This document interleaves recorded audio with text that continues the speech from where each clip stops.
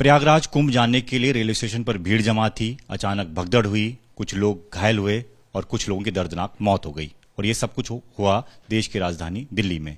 इस बारे में बातचीत करने के लिए हमारे साथ आम आदमी पार्टी के राज्यसभा सांसद संजय सिंह हैं। संजय जी, ये जो पूरा हादसा हुआ है, सवाल व्यवस्थाओं को लेकर हैं, बदइंतजामी को लेकर हैं, वो भी देश की राजधानी में। आपका क्या? देखिए, पहली बात तो आपने 144 साल का खूब प्रचार किया और पूरे देश से लोगों को आमंत्रित किया, दुनिया से आमंत्रित किया कि आप प्रयागराज आइए। लेकिन उसके हिसाब से आपने इंतजाम क्या किया? आज प्रयागराज के आसपास 300 किलोमीटर तक गाड़ियों के जाम लगे हुए हैं। 25-25 किलोमीटर तक लोगों को पैदल जाना पड़ता है। महाकुंभ में भगदड़ मचती है, लोगों की जान चली जाती है। फिर कोई बाबा खड़ा होकर कहता है कि अरे अरे उनको तो मोक्ष मिल गया, कोई दिक्कत नहीं है। 17 घंटे तक उत्तर प्रदेश की सरकार इनकार करती है कि साहब कुछ हुआ नहीं है। कई जगह पे टेंटों में आग लग जाती है, उस मामले को भी लीपापोती करके दबाया जाता है। अब ये देश की राजधानी दिल्ली में प्लेटफॉर्म के ऊपर आपको हजारों की भीड़ दिख रही है। घटना से पहले वो वीडियो आया है सामने, तो उसको इंतजाम करने के लिए कहां पुलिस थी, कहां रेलवे का प्रशासन था? आप दिखा दीजिए कहां था। उनकी कोई लाइनें लगाई गई हों, कोई उनको व्यवस्थित करने के लिए कोई रेलवे का प्रशासन आपको उस पूरे वीडियो में जो भीड़ का आया है कहीं दिख रहा है तो आप बताइए। उसके बाद जो सबसे ज्यादा दुर्भाग्यपूर्ण है कि ऐसी घटनाओं के बाद पूरी की पूरी सरकार लीपापोती में लग जाती है। यानी कि आपको कोई संवेदना नहीं है उनकी मौतों पे, आपको सिर्फ अपनी चमड़ी बचानी है कि हमारे ऊपर कोई आरोप ना लगने पाए।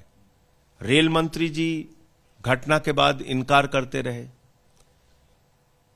एलजी महोदय ने एक ट्वीट किया, उसको 29 मिनट के बाद एडिट कर दिया उन्होंने। कहा यह जा रहा है कि एक ट्रेन के बारे में अनाउंसमेंट हुआ कि 12 नंबर की जगह वो 16 नंबर पे आ रही है। तो क्या रेलवे प्रशासन को इतना भी नहीं पता कि ऐसी ही एक घटना पहले प्रयागराज में हो चुकी है, जब प्लेटफॉर्म बदलने का अनाउंसमेंट हुआ था कुंभ के दौरान ही, और उस समय लोगों की जान गई थी। 32-34 लोग उस दौरान मरे थे। तो ऐसा लगता है कि इन पूरी घटनाओं को देखने के बाद ऐसा लगता है कि शायद इस देश के लोगों की नियति में ही मरना लिखा हुआ है।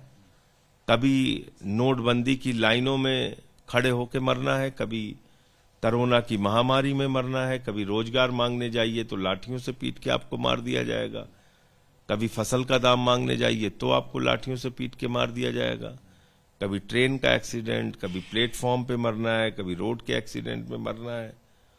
और आपकी मौत के बाद उस पर जो लीपापोती होती है, जिस प्रकार से उसमें 2 गुट बन जाते हैं, एक भाजपा समर्थकों का गुट, सरकार के पक्ष वालों का गुट, एक विरोधियों का गुट।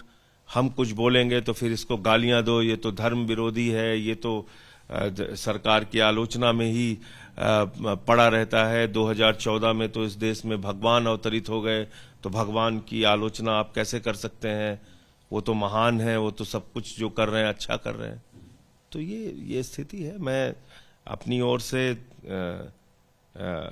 उन परिवारों के लिए ईश्वर से प्रार्थना करता हूं कि उनको यह अपार कष्ट सहन करने की शक्ति दे, जिनके लोग इस भगदड़ में मारे गए हैं, और सरकार उनके घाव पर मरहम रखने की कुछ कोशिश करे, उनको उचित मुआवजा दे, उनके परिवार को नौकरी दे।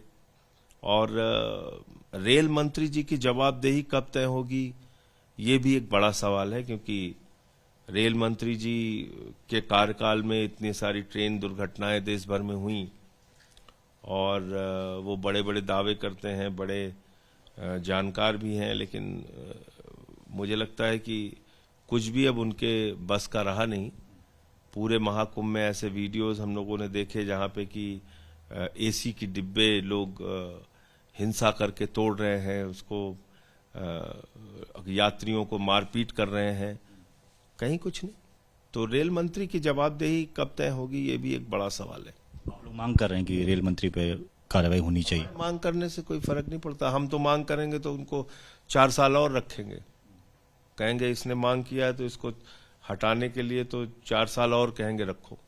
हम तो सरकार से कह रहे हैं, खुद आपको लगता है कि उनकी जवाबदेही तय करनी चाहिए और उनसे कुछ गलती हो रही है और वो संभल नहीं रहा है तो कार्रवाई कीजिए, नहीं लगता है तो रखिए, आपकी मर्जी है। संजय जी, सवाल तो ये भी उठता है, बीजेपी के नेताओं या सरकार ये कहती है कि महाकुंभ का आयोजन इतना भव्य आयोजन है जिसमें देश से नहीं विदेशों से भी लोग आ रहे हैं, करोड़ों की संख्या में आ रहे हैं, उसकी तारीफ करने के बगैर आप लोग दुष्प्रचार करते हैं। विपक्ष के तमाम नेता दुष्प्रचार करने का काम करते डे वन से। तो यही तो अभी आपसे कह रहा था कि अब जब आप ऐसी घटनाओं के बारे में बोलते हैं तो आपको सबसे पहला काम होगा कि आप धर्म विरोधी हैं। आपने कैसे बदइंतजामी पे बोल दिया।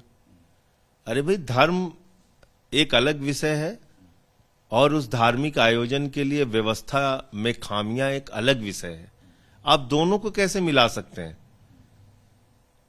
धार्मिक आयोजन कीजिए, अच्छे तरीके से कीजिए, व्यवस्थित तरीके से कीजिए, आपको जिम्मेदारी मिली है उसकी, तो आप वो नहीं करते।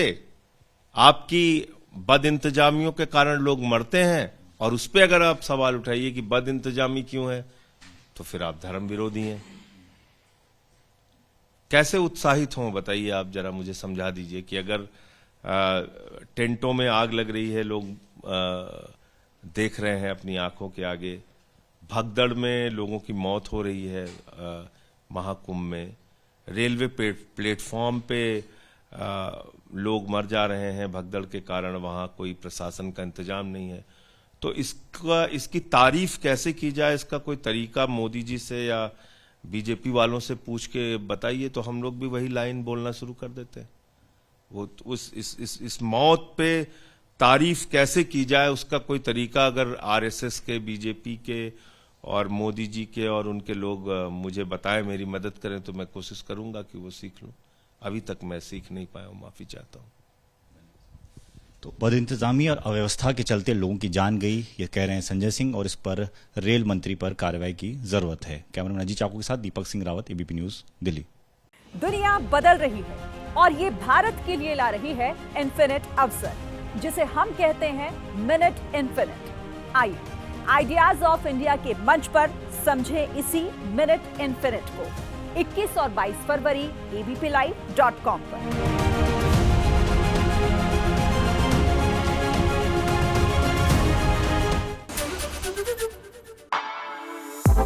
For exclusive and insightful videos, subscribe to our new channel ABP Live Premium.